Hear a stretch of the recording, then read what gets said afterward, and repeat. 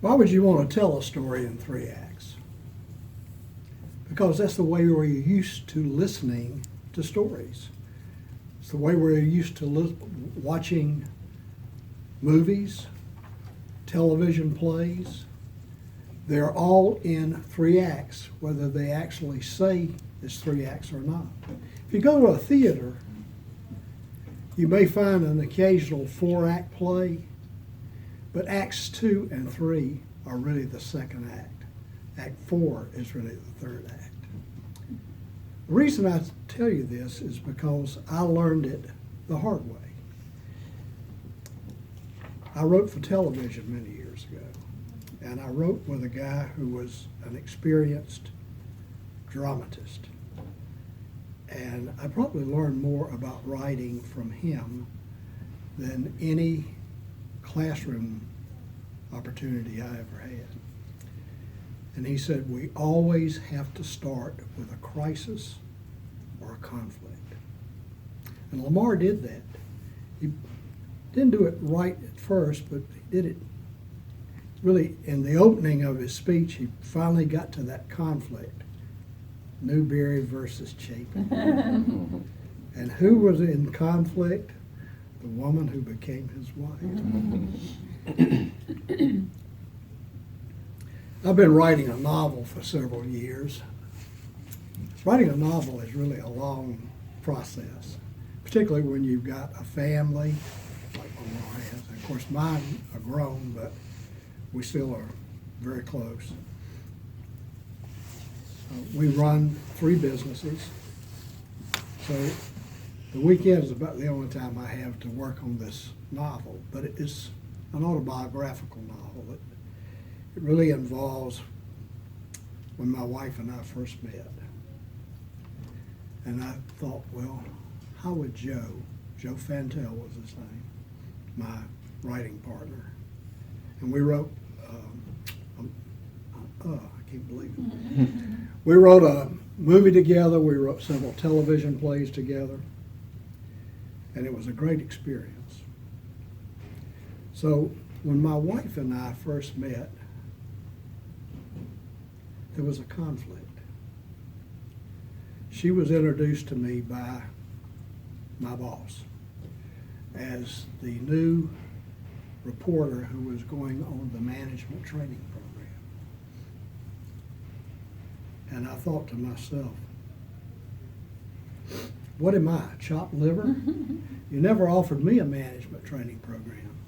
So I was kind of grumpy about that.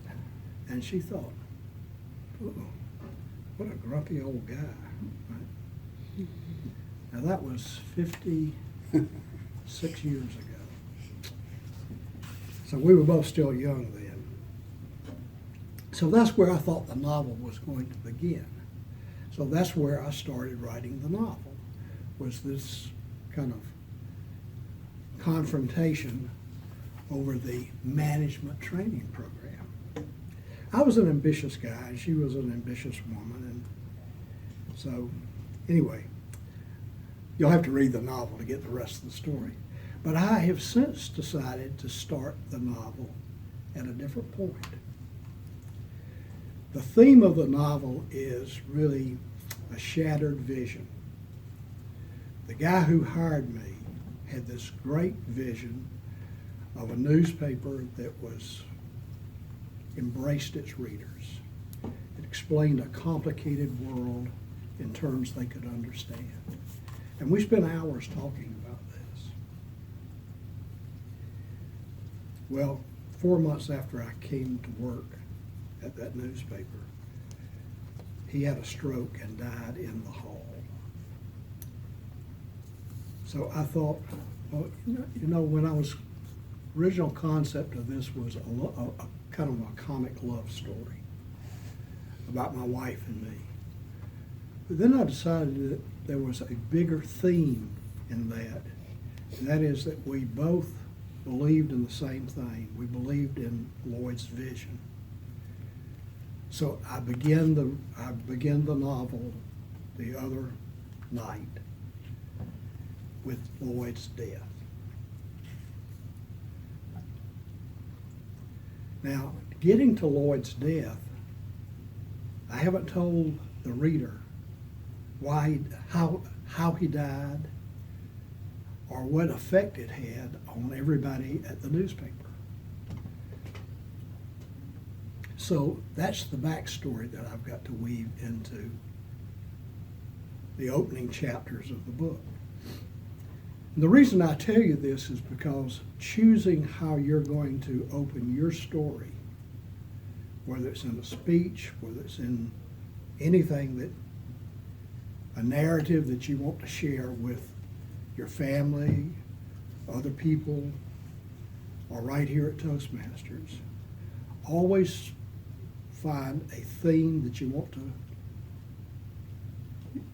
to be the deeper message of your speech, and find a conflict or a crisis to open it up with.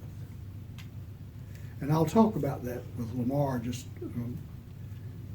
in a few minutes when we get to evaluation, because I'm going to give him some suggestions as how to start. But the first act needs to introduce the principal characters. You know, it may be you and your estranged father, or it may be your hero, your mother who raised 4 children by herself. Or, you know, you choose it. It's your life that you're talking about. The second act is what you decide to do as a result of this conflict or crisis in your life. And the third act is how you resolve it and what you learn from it. Lamar gave us an excellent example of that. He has no hard feelings. He has a lot of disappointment. He has no hard feelings about his father. So the way he's resolved it is, I'll just leave the guy alone. Right?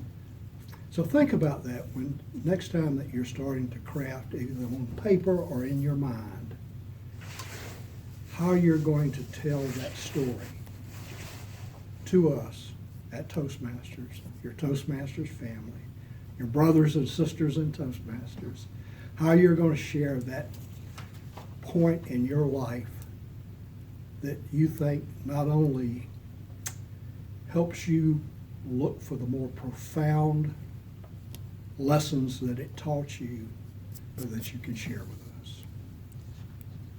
Thank you.